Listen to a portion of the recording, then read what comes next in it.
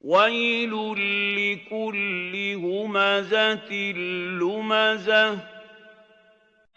الَّذِي جَمَعَ مَالًا وَعَدَّدَهُ يَحْسَبُ أَنَّ مَالَهُ أَخْلَدَهُ كَلَّا لَيُنبَذَنَّ فِي الْحُطَمَةِ وَمَا أَدْرَاكَ مَا الْحُطَمَةُ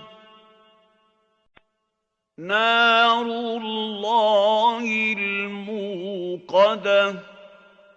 الَّتِي تَطَّلِعُ عَلَى الْأَفْئِدَةِ إِنَّهَا عَلَيْهِم مُّؤْصَدَةٌ